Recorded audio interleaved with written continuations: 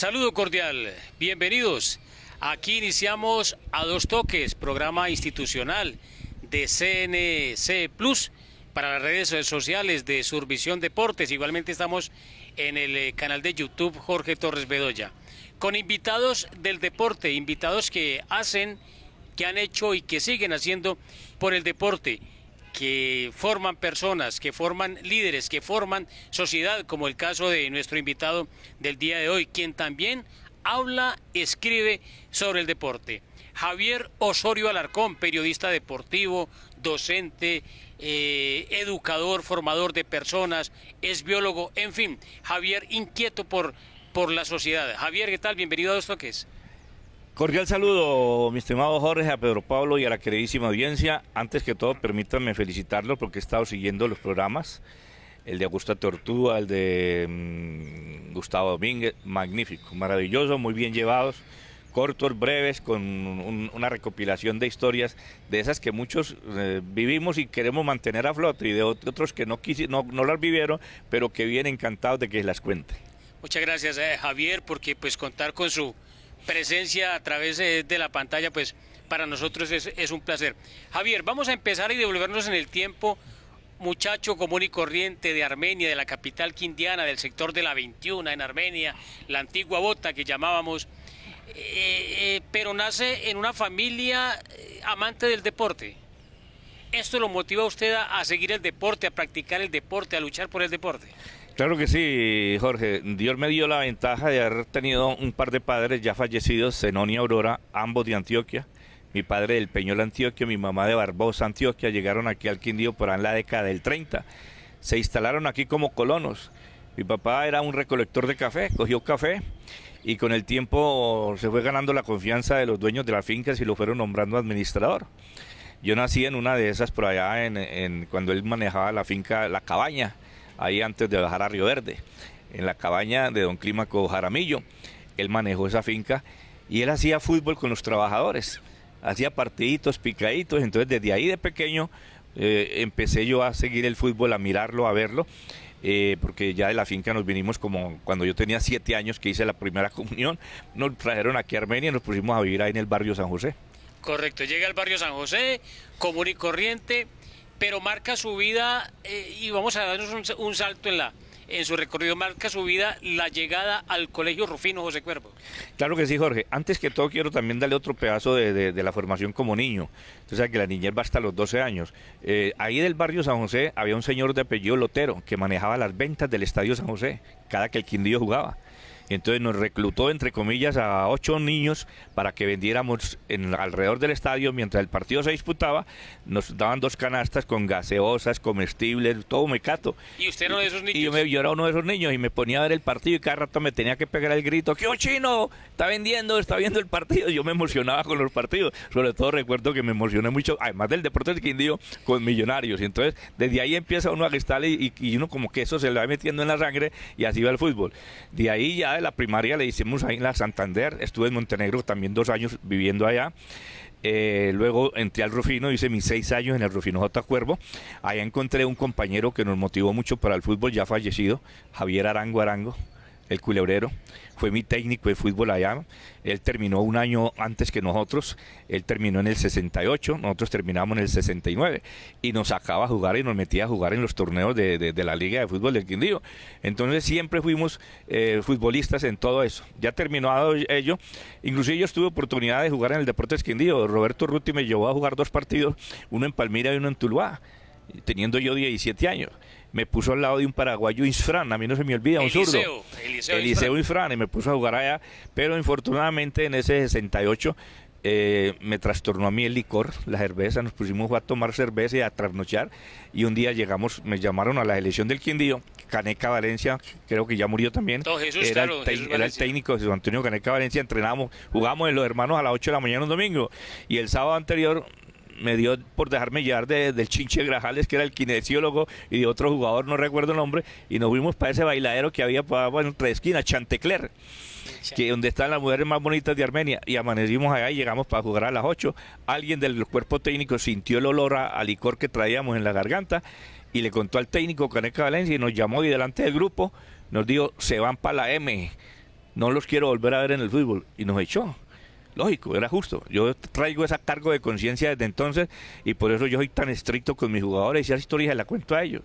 Yo de ahí llegué a la Universidad del Quindío a empezar mi carrera de biología y química, área mayor biología, y me acuerdo que Álvaro González, que era el profesor allá, el director de deportes, me llamó: Javier, yo lo conozco a usted, aquí está el Tino, vamos a jugar con Tino Celestino, ¿te acuerdas de Celestino, un defensa?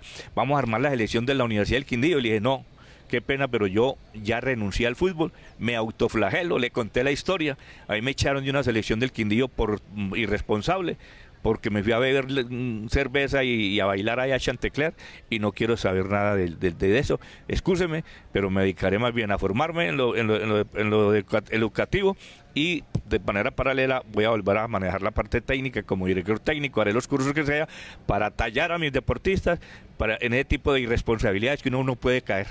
Se perdió un hombre para el fútbol, fútbol activo, fútbol en cancha, como Javier Osorio Alarcón. Pero se ganó un dirigente deportivo, ganamos un director técnico, un formador de futbolistas, pero también ganamos un periodista. Javier, ¿cuál pasión le llega primero, la de formar futbolistas o la del periodismo? Bueno, como yo empecé en la Universidad del Quindío y eso valía plata, y mis padres no tenían plata para patrocinarme, inclusive yo soy un médico frustrado, porque la idea mía era hacer medicina, pero en esa época la facultad más cercana era en Manizales, y ellos no tenían plata para mandarme allá, con todos los costos que eso implica. Entonces me matriculé en biología y cursé la carrera. El primer año de mi carrera, empecé en el 70 la carrera, y yo me iba a la Secretaría de Educación, y allá le hacía los mandados a las secretarias de la Secretaría de Educación, a todas las amigas que había allá, iba y les compraba las cosas y me fui dando a conocer. Un día me dijeron: Javier, hay una licencia para una profesora por maternidad en la escuela rural El Caimo, ¿se va? Le dije: claro, yo llevaba mi primer 2 semestres del 70, eso fue en el 71, ya está haciendo mi tercer semestre de universidad y me fui para El Caimo. Había que estar a las 5 de la mañana en la antigua galería para abordar un carro, 2 carros modelo 36, que lo llevaban a uno ir para El Caimo, y porque no había flota más adelante, entonces había que llegar temprano, y allá trabajé año y medio. Entonces, estando en El Caimo, Rubinel Agudelo Castañeda, que en paz descanse, me contactó un día y me dijo: Javier, necesito que me haga un informe deportivo. Mi noticiero va de 1 hora y media, se llamaba en ese momento Deportes 1600. Era Radio Ciudad Milagro. Era el dial de Radio Ciudad Milagro.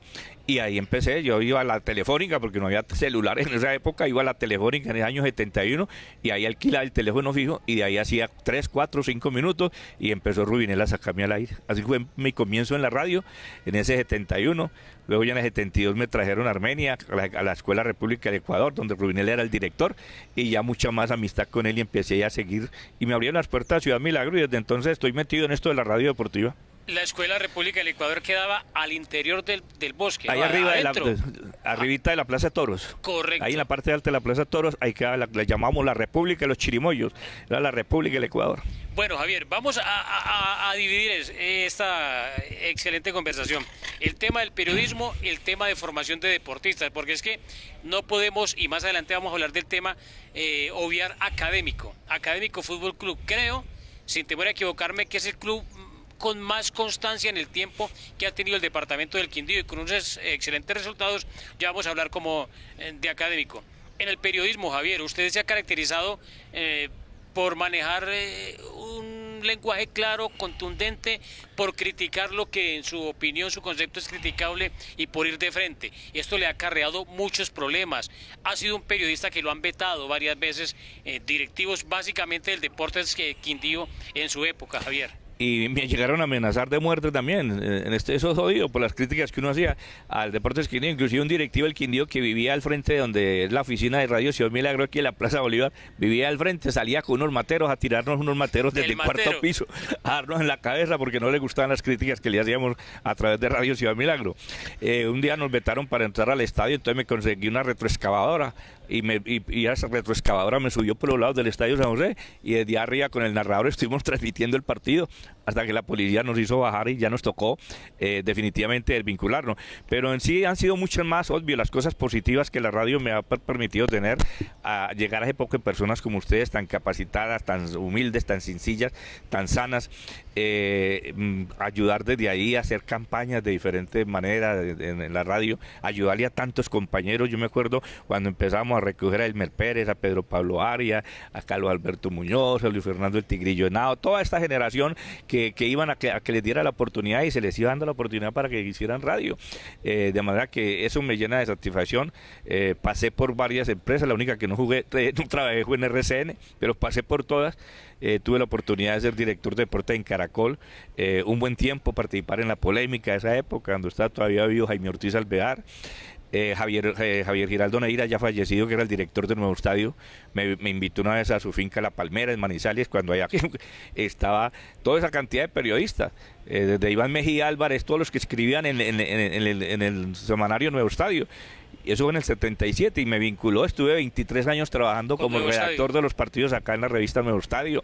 Después hice mis propios periódicos, estuve con el doctor Oviedo Alfaro, que en paz descanse también, me envió la Copa América de Uruguay, la del año 95, con Radio Estrella. Con Gustavo Domínguez Sánchez, histórico eso. La oportunidad de coordinarles. Y ustedes nos coordinaban desde Radio Estrella, y estuvimos allá 19 días entre Ecuador y Brasil, porque eso era una división que es una avenida. Aquí queda Santana o Libramento, donde estaba alojada Colombia. Usted pasa una avenida ahí y ahí está acá ya Rivera, Uruguay. Ahí no había problema de nada. Nosotros dormíamos en Rivera y comíamos en Brasil, por ejemplo.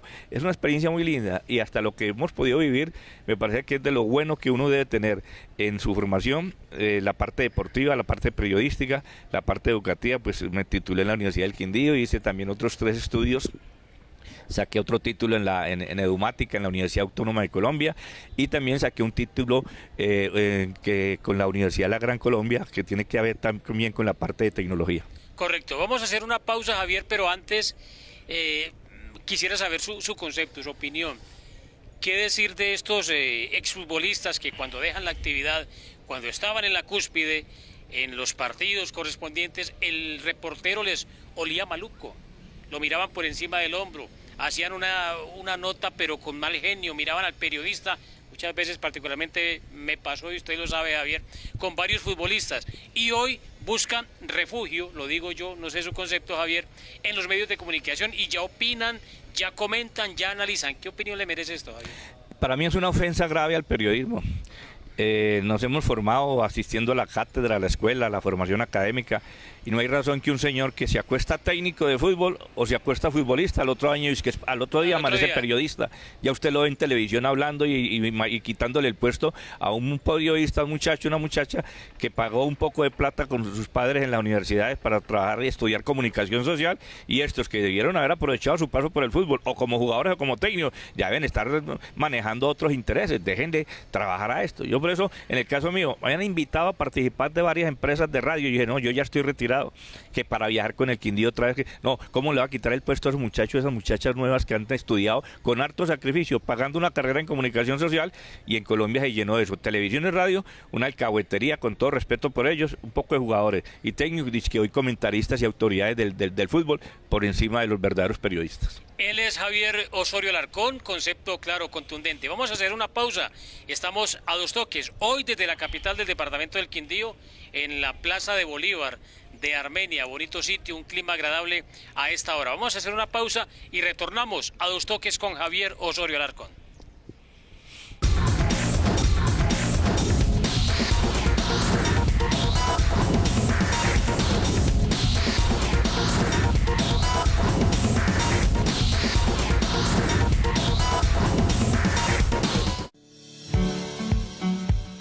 Green Light, innovamos pensando en ti. Somos distribuidores de cúrcuma, jengibre y líneas de té exclusivas. Encuéntranos en Armenia a través de nuestro representante Javier Mondragón Céspedes. Teléfonos 748-7560 y celular 314-775-0356.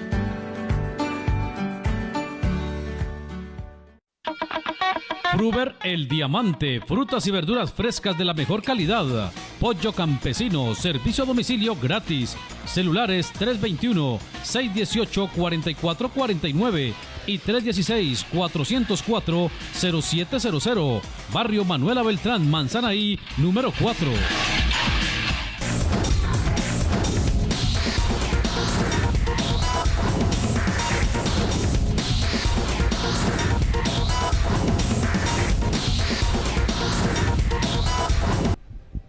Continuamos a dos toques a través de CNC Plus, a través de las redes sociales de Survisión Deportes, canales de YouTube y diferentes redes sociales, con invitados del departamento del Quindío que han escrito la historia del deporte, que han vivido y han hecho deporte. Nuestro invitado es Javier Osorio Alarcón, periodista deportivo, pero también formador de personas. Javier, hablemos un poquitico de académico. Sí, cómo no, Jorge. Permítame hilar la idea con la República del Ecuador. Cuando yo trabajo con Rubinel ahí hasta el año 72, la secretaria de Educación era la doctora Lucía Gutiérrez Jaramillo. A ella le llegó mucha historia del trabajo mío y me llamó y me dijo, lo va a nombrar director de los Juegos Escolares. Si me hace unos juegos fantásticos, lo traigo a trabajar aquí como inspector local de Educación Primaria de la Secretaría de Educación.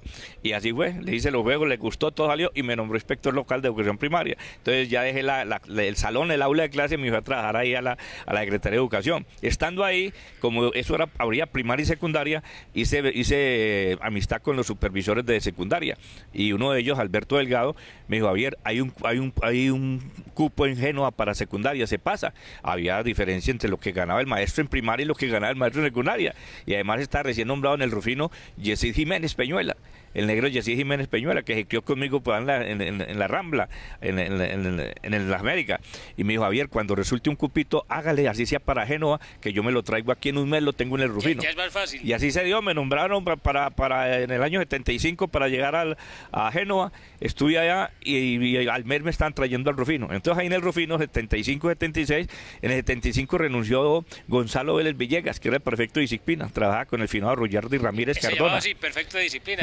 Prefecto de disciplina, después se llamó coordinador de disciplina.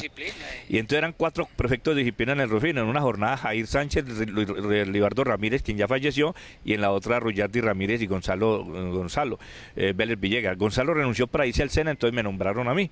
Entonces quedamos con el finado Ruyardi.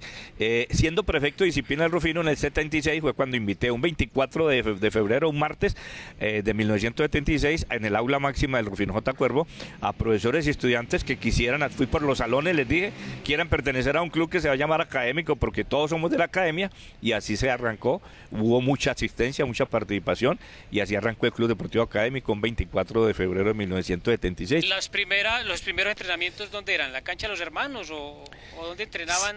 Sí, trabajamos en los hermanos, y cuando eso usted era muy fácil, porque usted citaba a los jugadores a las 5 de la mañana y le llegaban todos. Hoy usted cita a un muchacho a las 3 de la tarde de entrenar y no le llegan. Qué pereza, qué vacancia en la que está esta juventud de hoy. Sí, muy triste. Es triste. O nos íbamos al Paraíso a entrenar a las 5 de la mañana y ya llegaban. Y en los hermanos eran 4 equipos y nos tocaba dividir la cancha en 4 pedazos, o a veces 6 equipos a las 5 de la mañana para empezar y pues, todo el mundo a entrenar. Hoy en día es muy difícil con los deportistas, al horario que usted les coloque, o llegan tarde o no van. O no van, es muy triste. Javier, miramos con tristeza, hablamos de los quindianos que desaparecieron y siguen desapareciendo de las canchas de fútbol.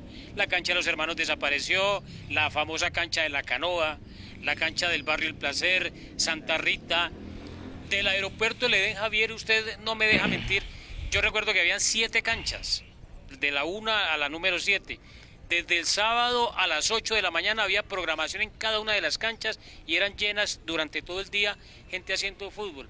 Ahora hay 5 canchas y usted va un domingo y si mucho habrá 2 partiditos. Se ha perdido este amor por el fútbol, Javier. Claro, y ha faltado ahí a la dirigencia nuestra. No hemos tenido, con todo respeto, los que han pasado por alcaldías de acá, porque eso lo maneja empresas y lo pueden llegar a un acuerdo con la alcaldía. Convertir eso en un sitio magnífico. Es que Colombia no tenía, o en muy pocas partes del país, en lo que yo conocí, un sitio tan lindo como el aeropuerto de Ledesma con tantas canchas. y era para hacer un corredor gastronómico, llenar eso de casetas, de baños, de sitios para atender, un sitio turístico importantísimo con esas canchas, pero sin embargo las estamos perdiendo. La cancha 1 la convirtieron en un parqueadero para la aeronáutica. Acuerda que nos quitaron la última cancha para hacer la casa donde iban a ir las torres de la aeronáutica. Mientras los papás jugaban fútbol ahí o los muchachos, las mamás se iban con los niños al parque infantil. Y eso nos lo quitaron también, ya eso lo consiguió la aeronáutica. Y ya se dice que es que nos van a quitar la cancha 2 también. Es decir, el deporte siempre la cenicienta del pueblo. Y en las otras canchas lo mismo. Yo no entiendo, por eso yo no soy amigo de que le van a meter otros 4.762 millones al Estadio San José, que para convertirlo en cancha sintética, para pavimentar una grama que ha sido sostenida, magnífica, con todos los problemas que tiene que tienen las canchas sintéticas, desde problemas ambientales hasta problemas de asma y de cáncer que están produciendo, porque eso tienen un lixiviado, eso es producido por neumáticos, y eso producen dos sustancias que producen un óxido, que son el betadieno y el estadieno. Eso termina produciendo asma en los deportistas, y ya las estadísticas indican también cáncer, ¿sí? Y terminan produciendo tendinopatías, pero el jugar mucho en canchas sintéticas, en rodillas y en los pies, es lo que yo he leído, no como biólogo que me gusta y que debo hacerlo, sino como técnico para uno explicarle a los deportistas. Y dicen que uno debe lavarse las manos con agua caliente antes de empezar a jugar en una cancha sintética, y que se debe remojar en el entretiempo. ¿En qué cancha sintética usted le remojan la cancha mientras usted descansa? Esta semana escuchaba al presidente de la cooperativa Zonas Verdes en Colombia, que lo entrevistaban por Win Sport, y decía el hombre que Colombia, por su clima tropical, no debe tener ese tipo de canchas. Eso para los países que tienen las 4 estaciones. Y le digo yo, con esa práctica, esos 4.700 millones que le van a meter a pavimentar la cancha de la Gramilla, pues arreglar esa grama de San José, mantenerla, y arreglarle las canchas de Paraíso, de la Isabela, de todos esos barrios que necesitan la manito en los escenarios deportivos. Esa es la visión de Javier Osorio Alarcón, que vive permanentemente, cada 8 días, cada fin de semana, lo vemos en las diferentes canchas, acompañando a sus jugadores, acompañando al club académico. Javier, de académico, unos nombres que le hayan aportado al fútbol colombiano. A ver, el primero fue a Millonarios, Adriano Bedoya Durán, cuando estaba el Loco Arroyave y manejaba las divisiones inferiores. No llegó a ser profesional, pero estuvo en torneos de reserva. De Pijao traje 3 pagándole los pasajes, como siempre he hecho yo, todos fueron profesionales. Javier Quintero, José Ricardo Ferrero y Julián Fernández. Aquí en el Deportes Quindío. Después de Genoa, Duván Marín, que falleció infortunadamente, lo compró Genaro Cerquera, lo tuvo en el Quindío, lo tuvo en Centauro. De Calarcá, Wilmer Guzmán, que hoy maneja la escuela MAC, fue arquero, estuvo con el Deportes Quindío. De Calarcá, César Orlando Marín, también goleador en un torneo aquí de segunda división, hizo 27 goles en 26 partidos, lo quería Caldas, lo quería Pereira, me daban más plática que aquel en el Quindío, pero el presidente del Quindío, el dueño era mi amigo Carlos Alberto Oviedo, y se lo di en 10 millones. Y de allá también de Calarcá, Jorge Andrés Román. Mire cómo Jorge Andrés Román, estábamos sentados en el aeropuerto Ledén un día y llegó el presidente del Quindío, Guillermo López Valencia. Lo vi 4 veces que bajaba en bicicleta, la 5ª vez, y se sentaba en la cancha 3 a vernos jugar. La 5ª vez se arrimó y me dijo: Javier, hábleme de ese 9. Ese muchacho tenía 16 años, eso fue en el 96, porque el muchacho nació en el 80. Le dije: se llama Jorge Andrés Román Franco, ahí donde lo ve, ya 30 goles en este torneo. Me dijo: le doy 5 millones por él. Así se negociaba un jugador con el Deportes Quindío. Vaya a ver John Hernando Ángel, que no es las canchas del EDE, yo no creo que sepa dónde quedan. No van a las canchas, no ven nuestros jugadores, por eso hay que llevarlos para otra parte. Nos cerraron las puertas, es lo más triste. En la Liga de Estados Unidos, en la MLS, fueron a jugar Wilson Cuellar y Miguel Cuellar. También un muchacho de apellido Cardona de Calarcá como central en el Andalucía de España. Ardillo, un muchacho de Calarcá, también jugó en España y terminó jugando en Inglaterra. Han sido 15 los jugadores que han estado de académico, que le hemos podido llegar al fútbol profesional. William Quintero, que estuvo aquí en el Once Caldas también mucho rato, y otros que pasaron mucho por reserva, no alcanzaron a jugar profesional, pero estuvieron en reserva: José Manuel Duque, Arley Molina, Iván Vélez, Iván Molina, también estuvieron trabajando allí en ese equipo, Julio César Tavares, Chocolatina, ¿se acuerda? Jugaron mucho tiempo en reservas. Javier, usted mencionó a Adriano Bedoya. Adriano es el papá de un jugador que juega en la MLS, creo que nacido en Estados Unidos, Alejandro Bedoya. Participó por Estados Unidos en el Mundial Brasil 2014, es decir, que en el Mundial del 2014 en Brasil hubo de una u otra forma sangre quindiana y sangre de académico. Claro, Adriano después de Millonarios se fue para Estados Unidos aprovechando cuando Niño Díaz lo nombraron cónsul en Boston. La familia de Niño era muy amiga de ellos. Ellos vivían ahí, la familia de Adriano al pie, a un lado de la Corporación Polo Club. Y entonces se fue allá, se llevó la novia que era de Circasia, se casó allá, tuvo sus hijos. Este muchacho Alejandro, tengo el carnet de él, 2004, afiliado a la Liga de Fútbol. Él venía con Alejandro y Santiago. El uno es 87 y el otro es 89. Y la hija Camila, 91. Los tres fueron futbolistas. Los tres estuvieron, primero estuvieron en Escocia ellos dos. Y Alejandro terminó como selección de Estados Unidos, estuvo en 2 mundiales. Es impresionante. Y aquí venían los dos, Santiago y Alejandro, y jugaban en las canchas del aeropuerto del Edén cuando venían de Estados Unidos. Yo recuerdo un partido. Los recogí a las 12 del día en el aeropuerto, los traje al Hotel Armenia Estelar, ahí se alojó la familia de Adriano, y les dije yo a Alejandro y a Santiago, si me quieren ayudar, ustedes saben que tienen carnet aquí en la Liga de Fútbol, juego contra Moanes ahora a las 2 de la tarde en la cancha 1 del Edén. Y ahí mismo almorzaron, llegaron ahí antes de las 2. Ese día Alejandro hizo 3 goles, ganamos 6-1, y él hizo 3 goles, y uno de ellos desde mitad de cancha, para que vean lo impresionante que es. Y ese muchacho ha sido espectacular. Adriano me dicen que ya quiere venirse para acá, para Colombia, para ayudar. Me decía Rigoberto Salazar de la Universidad del Quindío, creo que compró una cancha de fútbol por los lados de Hoja Sancha y quiere seguir metiéndole al fútbol porque él también vio cómo se le ayudó a levantar a sus hijos. Rigoberto, otro de los dirigentes del fútbol, otro de los formadores de deportistas. Javier, para usted marcó en su vida personal algo muy grande, fue el Mundial de Argentina 1978. ¿Qué nos tiene que decir de ese Mundial? Hombre, pues que mi hijo se llama Mario Alberto precisamente porque nació en el año del Mundial y el goleador del Mundial fue Mario Alberto Kempes. Nació mi hijo Mario Alberto, nació mi hijo, entonces le puse el nombre del goleador, Mario Alberto Kempes. ¿Y goleador su hijo o no? No. Resultó una trampa para el fútbol, como le digo yo de manera cariñosa. Él se dedicó al fisicoculturismo. Hoy se encuentra en los Estados Unidos, hace muchos años ya en Estados Unidos, en Florida, y allá tiene un gimnasio y se defiende muy bien. Se casó con una chica de acá, por lo civil, se casó con una chica de acá del barrio Granada, ya hay 2 hijos ahí en ese hogar. Y esa es la anécdota que tengo yo con Mario Alberto. Quise que fuera futbolista, pero a él le picó el fisicoculturismo y ese es el nombre que me recuerda al Mundial del 78. Correcto, Javier. Javier, cortico, sobre un libro que usted escribió, El pase, la transferencia y los derechos deportivos. Sí, en esa época estaba... Javier, escúcheme. Y me excusan los televidentes, tengo el honor y el placer de... Creo que fue el primer periodista a quien usted le dio el libro, fue a mí, con una dedicatoria especial cuando lo publicó. Bueno, gracias por recordarme eso, porque también a uno se le va de la cabeza. Sí, escribí ese libro para poder subir en el ascenso, en el escalafón, tener el ascenso. Una gobernadora en esa época me ayudó para pagar el costo del libro, creo que valió 5 millones de pesos la edición. El libro se llama, como usted lo dice, El pase, la transferencia y los derechos deportivos, y ahí analizo el caso de Bosman, que fue el primero que empezó a presentar demandas en el exterior sobre la manera como los dirigentes de los equipos de fútbol amañan a sus jugadores, los amarran. Aquí en Colombia se ve, terminan de jugar. Usted, ¿cuántos años tuvo Jorge Bermúdez, el viejo, el padre, y no salió siquiera jubilado, pensionado? Juegan fútbol de un poco de años y no tienen derecho a una pensión, un abuso en la salud, un abuso en la pensión, y entonces eso en Europa se está dando. Y este Pierre Bosman sacó una serie de artículos y de demandas, y yo me puse a leer todo eso y lo incluí ahí. Y al final... usted recuerda que va un artículo de José J. Domínguez Giraldo que me regaló, recién se estaba titulando como abogado, me regaló la tesis, me la facilitó, donde hablaba del caso Bermúdez y todos estos futbolistas del Quindío, cómo los habían tratado de mal en la parte social en el Deportes Quindío.